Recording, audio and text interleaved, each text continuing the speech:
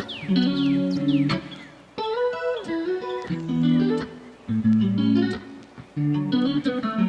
I have one more question, which I will answer in the middle of the next. So while we was there, my little girl wanted to know what was going on, which I didn't say because I wasn't ready yet, and I wanted to be the first one to talk to him and explain to him about it. But I just felt like at 3 it was a little touchy. He had just turned 3. So we went. So I went outside. I told them that I'm ready to go outside. They took me back outside, and I sat there. And about 5 minutes later, they brung out the casket, and we were sitting there. And my little guy just looked really hard, like he knew what was going on. He looked and he looked without saying a word until they closed the door. And then we all got in line to go to the cemetery. And I stayed in the car again for a long time to where they was looking for me because they wanted all the kids to put dirt over on the casket before they sealed it closed. So I had just made it over there in time because they was already about to. They had the crane about to put the cement block on the top of it, and we just made it over there, and they had stopped so he can do it. And my daughter had videos of that, which I'm not going to insert any of those type of videos or anything. But he was able to put the dirt over it, and we stayed there for the rest of the service there and everything, which I was just ready to go and just have everything over with. And we went back to the house and went back to his daughter's house, and then it was time to go to his house to finish the service. I didn't want to go at all. I didn't want to be there. I'm like, why is I'm going there? He's no longer there. There's no sense me going there. My son's going to be looking for him like crazy. Like he's going to search the house to look for him because he know that's the house.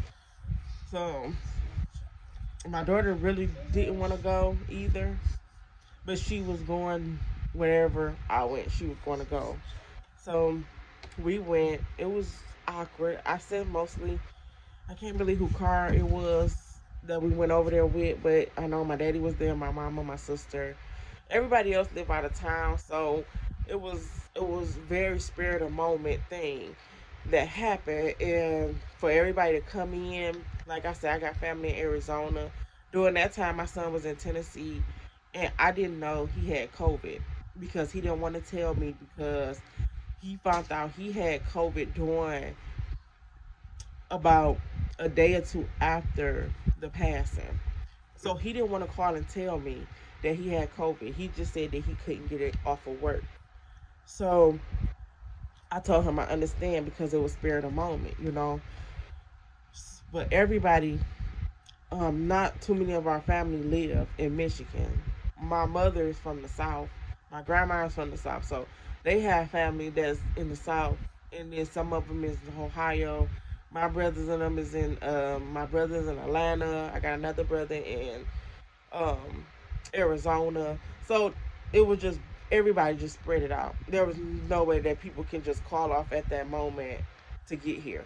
So I understood all of that, and I really wasn't even worried about it, you know, because during that time you just in and out of it anyway. So we had the whole eating thing at the house and stuff. We stayed there until about dark.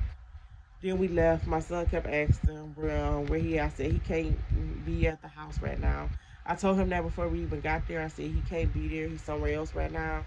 And he was just like, okay, well he's not going to be there. And I'm like, no. And so I just lied all the way through.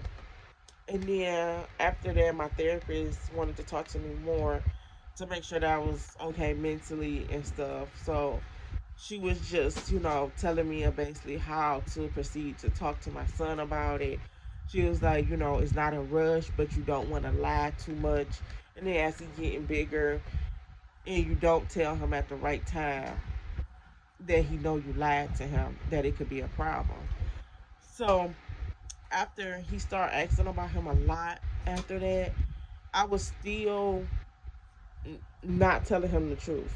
And it was hurting me, but I didn't know how because I was grieving so bad that I didn't know how to tell him. Like, I still really don't even go through my phone to go back to look at pictures because it still hurts. So it was hard. And then to explain to a child, it was even harder. But really, what got me was that we was sitting at the store one day. Me and my mama went to the store, and we would sit down in the car eating before we went in the store. And a van put up on the side of us, the same color, the exact same van. And the person in there almost looked just like him. Put up on the side of us. I almost lost it. I thought that I was seeing things until my little guy jumped up and said, "There go my daddy. I told y'all he was gonna come." And I couldn't even hold the tears no more. It was like a floodgate again. He jumped up and he was just expecting for that person to just walk out the van. And when that person did get out and it wasn't, he had the most disappointed face that a child can ever make. And it tore me up. I knew then that eventually I have to explain to him what's going on. So when he turned 4, we had a party. He thought that his dad was gonna be there, and I was just like, no, he can't right now. During this time, my son had started acting up. He would start yelling, start doing a lot of things, and it was all out of anger for him not understanding or knowing how to express it. And me, I was just letting it go on because I didn't want to discipline him during that time because I'm like, why would I discipline him when all this is going on? I'm like, I don't want to do that. But to be honest, y'all, if you are going through that, don't let it happen because it will get out of hand and then you don't know how to fix what you done let happen. Even when you grieving and you don't know how to deal with it, still try to do time out. Still do something to keep from the child misbehaving because you don't want it to go too far. Because I'm still to this day trying to get him out of those misbehaves that he was doing. I'm still getting him out of it. So you don't want it to go on. And my therapist was telling me, yeah, you don't want him to keep on with that behavior or it's going to get worse as he get older. So I started to have to get up, perk myself up to start back raising my kids again. And I just told him that I told him he was in the sky. I didn't know what else to say. So he started believing that he was to where he would look up at the moon and say, "Good morning" or "Good night, daddy," and stuff like that. And so I'm like, okay, this is, and I told my therapist about it. She was like, okay, you need to go into deeper details. She was steady pushing me, and I was just like, she crazy. She not going through this. She don't understand. I don't want to talk to her. And that's basically how I did everybody. Like, I didn't want to talk to nobody because I'm like, they don't understand. They walking around with their husbands, boyfriends, baby daddies, whatever. They don't understand where I'm coming from. They don't understand me. They don't get the pain. So I don't want to talk to nobody. So I would just cry to myself at night and wake up and put a smile on my face to restart another day and repeat a cry at night and just keep going on because I felt like that nobody was really understanding where I was coming from.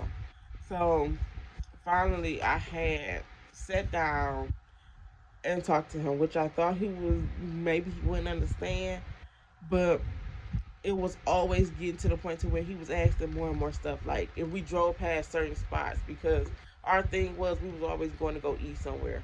So every corner we hit, it was something to remind us. So he would be like, "Oh, you remember when my daddy got a flat tire here and it was snowing outside?" And I'm just thinking like, how do he even remember this? Like he just had turned 3, and this had to be every bit of the beginning of 3 to 2.5 years old. How did he remember this stuff? And then he remember when he was at his sister's school, and this boy took his basketball from him, and his daddy jumped up and told the boy, "Don't touch my baby." He remembered that, and he wanted me to tell him the story over and over again. And I'm like, how do he remember this stuff? But he did, and I'm like, I have to talk to him. So I sat down and I told him, and he just asked me questions after questions about it, until finally he had got all the answers that he was looking for. And now when his friends ask him where your daddy at, he tells them. He tell them. but still sometimes he's still a little lost in it. So the next question is it come from B Dog's channel. They ask is Osa hold on. The next question comes from B Dog channel, and they asked me, "Is Osa still mad at me?"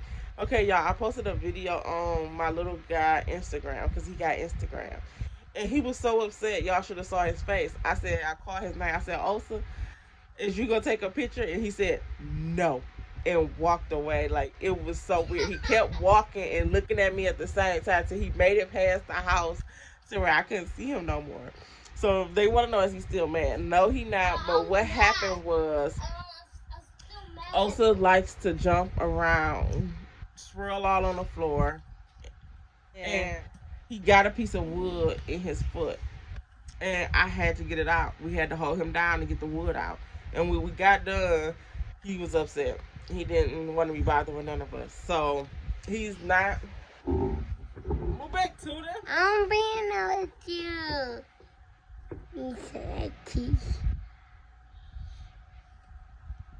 Okay. So that's what happened with that. So no, he not still mad. And I think I covered everything. But if y'all have more questions or anything, y'all can put it at the bottom of this video. Or y'all can follow me on Instagram. It's TayLife1212. But that's all, y'all. If y'all have any more questions or if I missed something, y'all can always let me know at the bottom. Just comment. But if y'all know somebody that is going through the grieving process, if y'all know somebody that's going through a grieving process, don't be the person that trying to make them grieve faster or get over it faster or telling them how somebody else only grieved for 3 days and they was fine. Don't do that because everybody grieves different. Some people take a year, some people take years, some people take days, some people take weeks. Everybody is different. Everybody don't grieve the same. One person can go and drink to grieve. Other people can start smoking cigarettes to grieve. You don't know how somebody gonna take a loss of someone. So you just can be there to encourage them in the right way and to help them. But don't never push them to grieve fast or to get over it fast. Coffee Tea Wednesday. Next week conversation, I don't know what it's gonna be yet. So just stay tuned for next Wednesday. And make sure y'all got y'all coffee or y'all tea. Because there's always something good to talk about. So until then, bye.